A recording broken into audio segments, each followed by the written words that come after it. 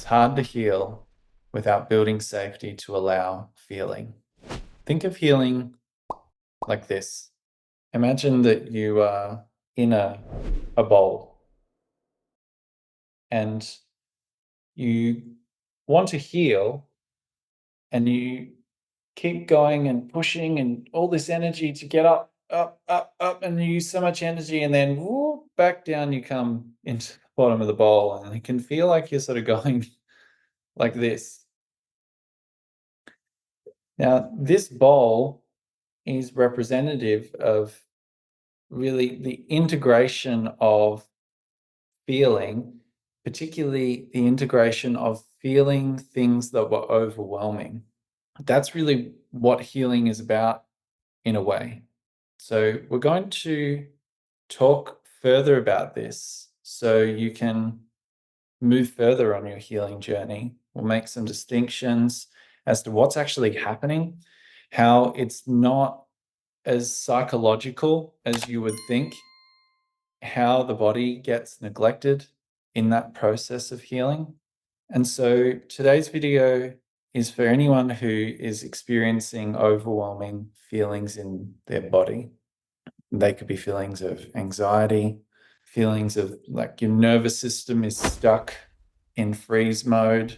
And this, you may be high functioning and you may be able to kind of push through it while underneath your body's in that freeze state, or like it is really stopping you from moving forward in your life.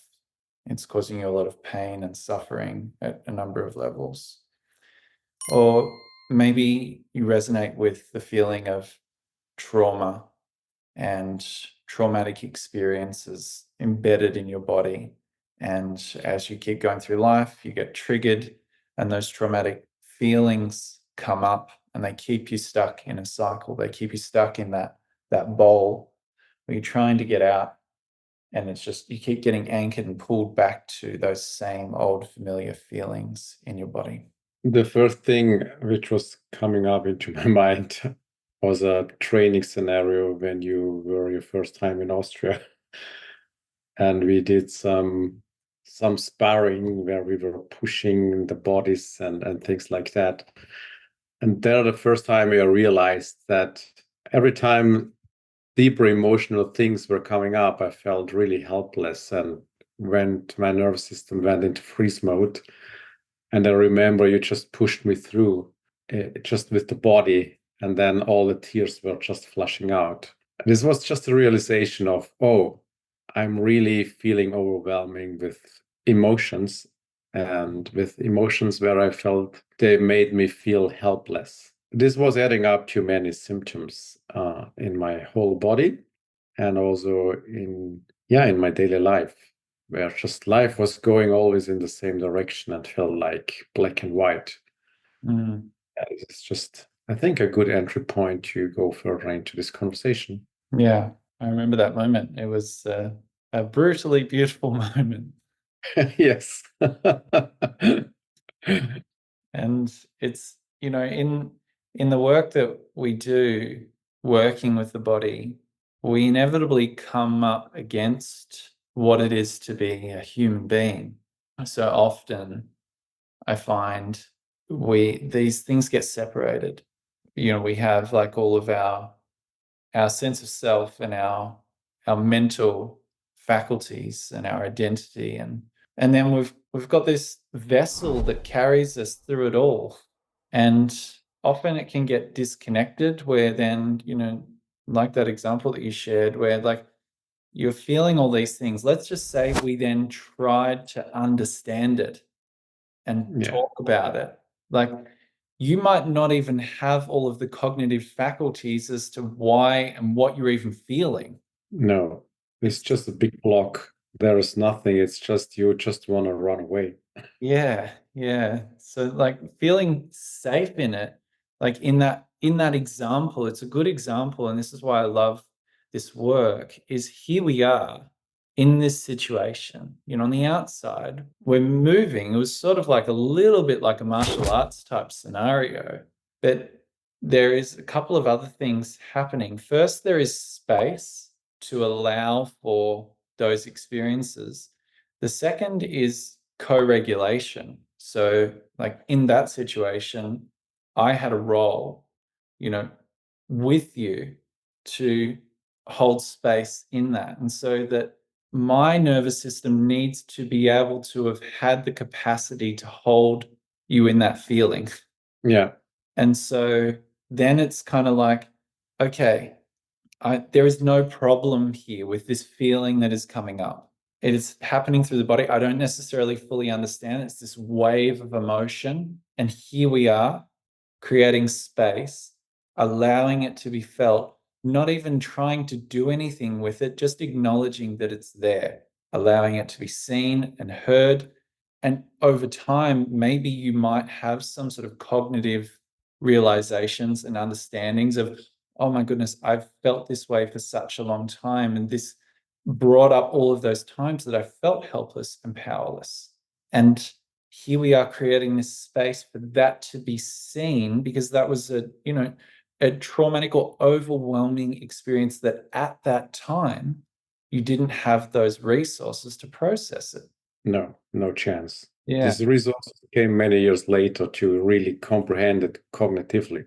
So often when we're working with the body, if we're allowing ourselves to connect with the body and seeing what's there, the next question is what capacity do we have to meet these experiences? Because it's like with these overwhelming experiences that can exist, if we just try and go for it and like do some sort of trauma processing forcefully, as can often happen in the field of trauma, and this is why it's becoming more common that you're seeing in different treatment modalities of people talking about their trauma informed. It just really means that they're being respectful and they understand how trauma happens, and that there is space being given to it rather than it's being treated as if it's a problem, because that sets us up for failure in the beginning. But what we're practicing is connecting and building capacity to meet those experiences. And it's not that necessarily the experiences change, because like we're going to feel stuff because we have a body.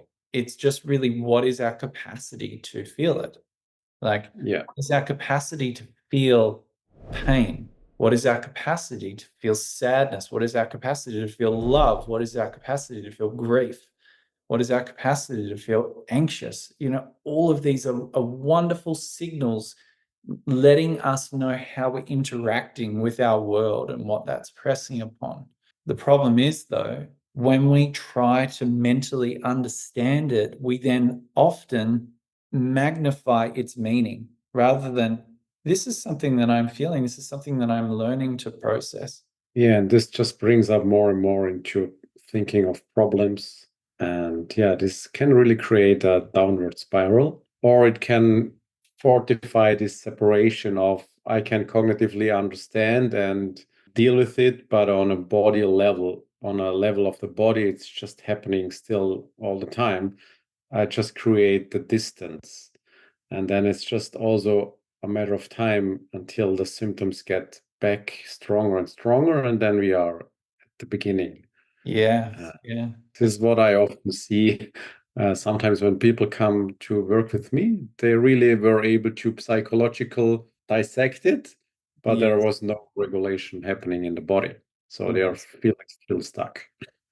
Yeah. And a lot of people don't realize that analyzing things and creating like a psychological framework about our feelings is still a symptom of separation. It's like, I need to understand it in order to feel safe.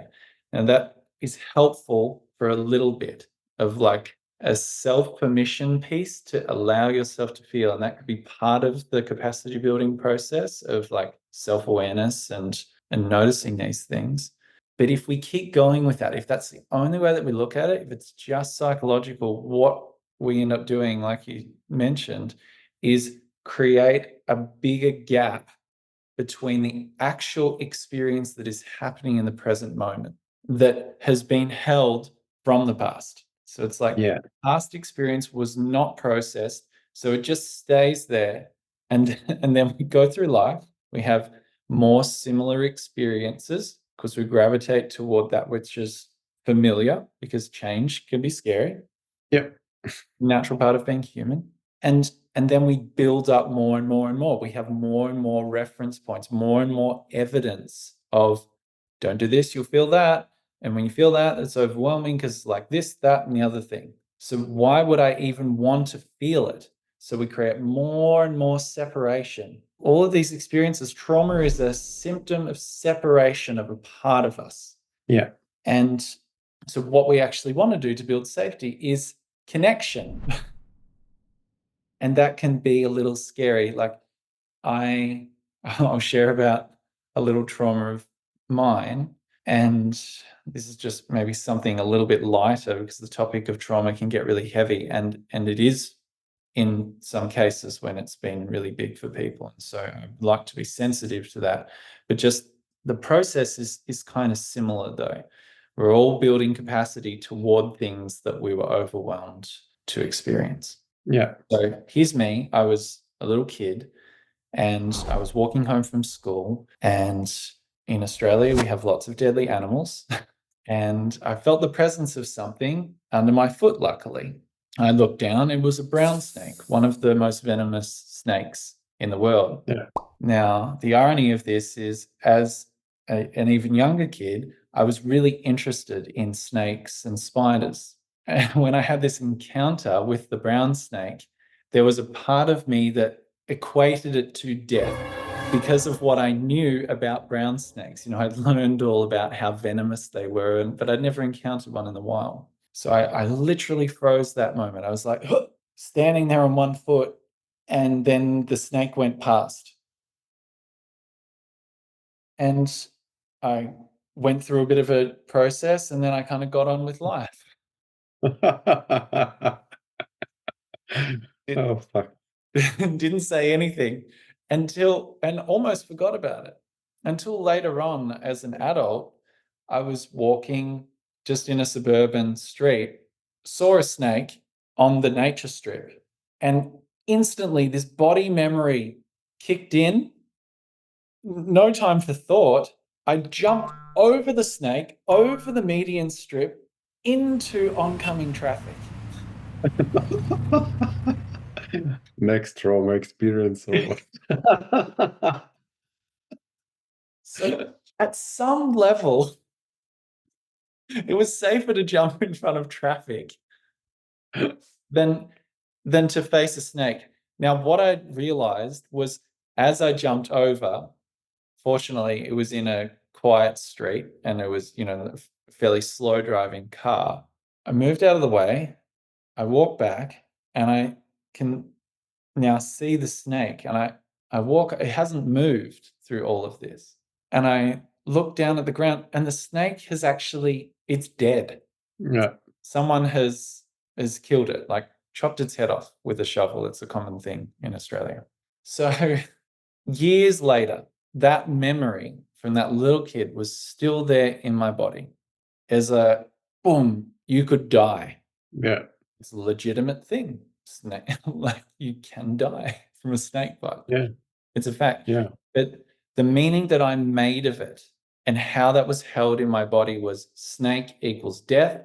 And then all of the feelings of death are in my body. So there's a couple of ways that I could look at this. Like, first, I need to practice meeting, let's say, because I actually love nature. I love animals, and I really love snakes.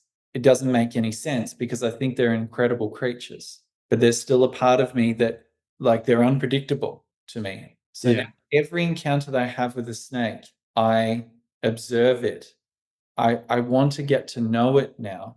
And so as I'm doing that, there are certain feelings that are coming up in my body that I'm processing, and it's coming up and I'm aware of it, that is there. And I'm starting to create new meanings in this process of, okay, the snake is safe, right? There's a level of awareness that I need to have with it. Of course, like, I don't need to be reckless about it and go and try and give it a hug, but I also no longer need to have that level of like catastrophizing about this past experience, overlaying it over my present, because I want to create a different present.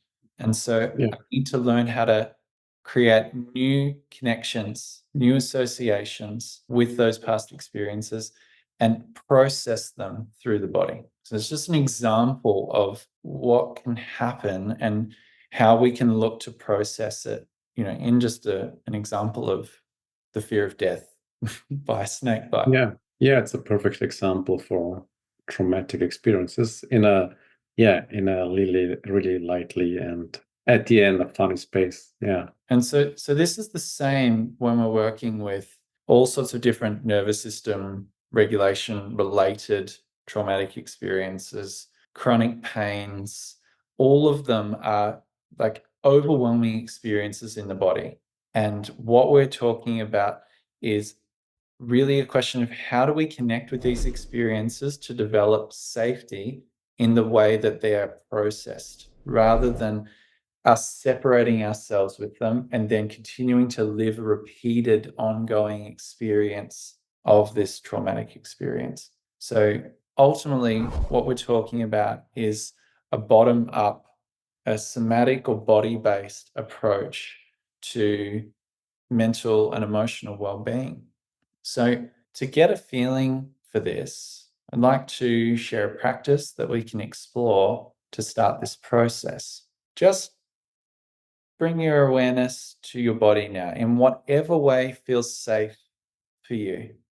There is no one size fits all to this process. Just notice wherever you want to notice in the body.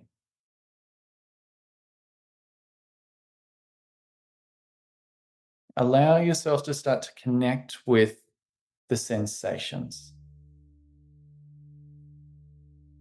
And if at any time you find yourself feeling a bit overwhelmed again, you can bring your attention onto something that does represent safety for you. It could just be where you're seated or standing on the ground, just noticing your connection with the ground, noticing the space around you. This, in somatic experiencing, is often referred to as orienting or pendulating, where we're moving in and out of the intensity of an experience. And this is something that you have control over. And so there's no need to rush your way into feeling safe. Give it time. It's like you're acclimatizing to cold water. Rather than throwing yourself into the cold water, you just put an area in that you can acclimatize. And you feel in and out of it. And slowly your body gets used to that sensation. It starts to relax in the presence of that sensation. And then we can expose a little bit more. So just noticing that. And as you do that, just start to rub the hands together.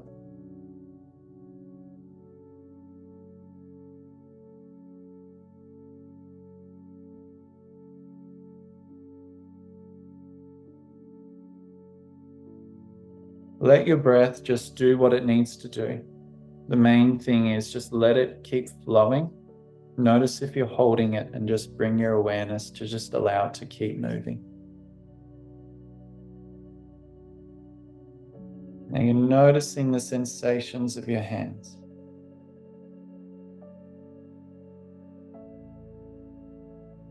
And as you're connecting with this, you can continue to affirm, I am safe here. I am safe now. Look around. Observe the truth of that. Is that true right now? If it's not, of course, place yourself in an environment that is safe.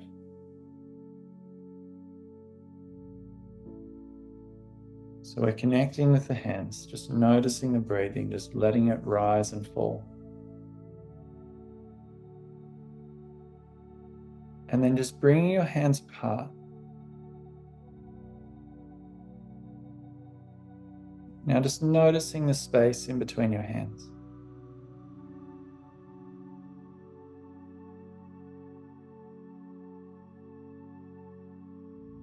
Notice every breath that you take, how that space changes.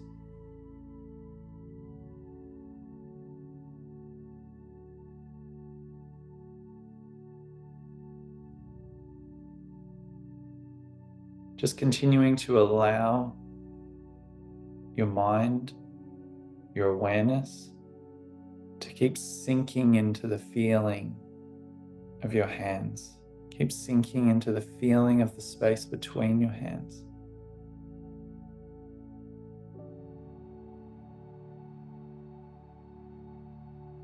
Knowing that at any time, if it does start to feel overwhelming, you can then just come back to the room. Just look around. Notice where you are in space. And then come back.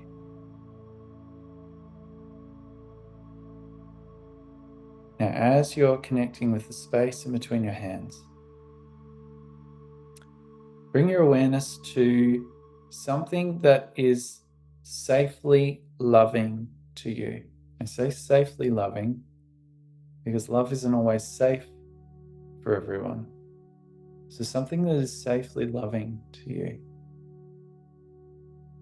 Could be an image of something in nature that you love. A pet, a place, a thing. Just something that is safely loving to you. Notice the space in between your hands as you connect with that experience. You expand those feelings, those connections in the present moment, here and now, and start to experience it in your body. It can be literally as if that feeling of love is starting to flow through us, because as we meet overwhelming feelings and sensations, we don't need to just dive into them, into the muck, and get tangled up with them. Through connecting with them, we're learning to see them through more loving eyes. We're learning to see them through our present eyes. And often these traumatic experiences have actually sculpted us, created us into the person that we needed back then. And we get to see that they are here and now, here in this body. So you're just noticing that space. Now, you might notice anywhere in your body strong sensations, feelings of tension, potentially even feelings of pain. Now bring your hands to that area, whatever area you would like. It doesn't just have to be painful. It might just be an area that you'd like to connect with. And just continue just to let yourself breathe. And connecting with that reference of love.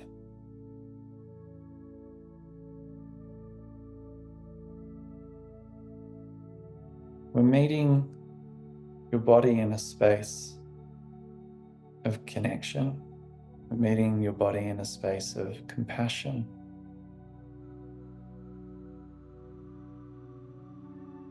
And your body has been through a lot. It has carried you through every experience up until this moment. This is a time where we can meet it with a sense of thankfulness.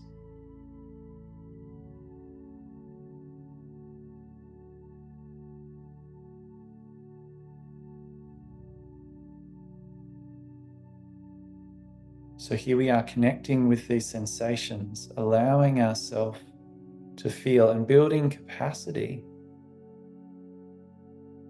in that we are safe to feel this. We are safe to be present in this. And just keep moving your hands around the body.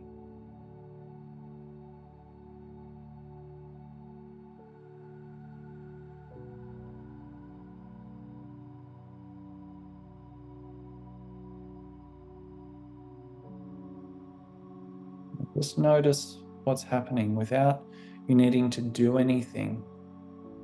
Things may be coming up to the surface. There's processing that will happen with that which is coming up. Sensations, emotions, thoughts. You get to observe them and essentially keep anchoring back to that truth of what is loving to you.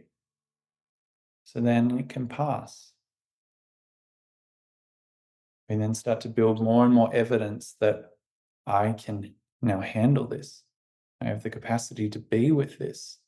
And so the next time it comes up, or if it gets triggered, there's a part of you that has been through it.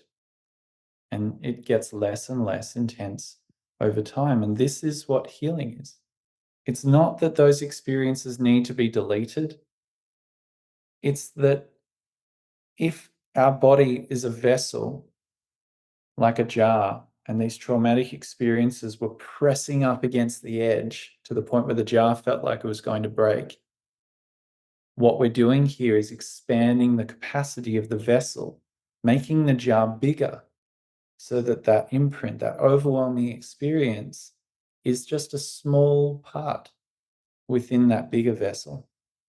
So this is a really helpful way that we can start the healing process, through connecting with the body and building safety through feeling.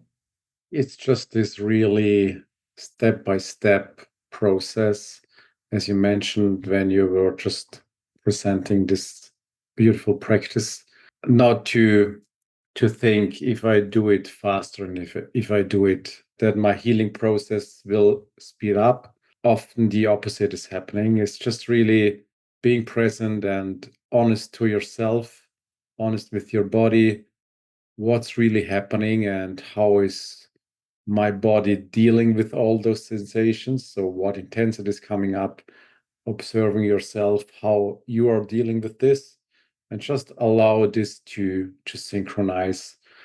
And over time, the capacity will build up naturally. So you don't have to push, you don't have to do it all day long, just whenever you feel you need it. And then it's really a beautiful thing to grow as a human being and to have a more relaxed life experience in this moment and for the next years. And it's so worth it in my experience. It can be challenging to meet these things. And for those that joined us in that practice, well done on meeting what was there for you. And just think about, the more you're willing to meet yourself, your body in the present moment, the less we accumulate, so that we don't end up going through life as we age with carrying all of this baggage, all of this weight from the past. We get to put it down and move forward more cleanly, stepping into then this new space of what could this life be? And we're all on that journey in one way, shape, or form. And so I'm really grateful to be sharing the journey. We come back to that statement that we started with, now that we've set some further context. It's hard to heal without building safety to allow feeling. So you now know how to start to build safety to connect with those feelings on a journey of healing.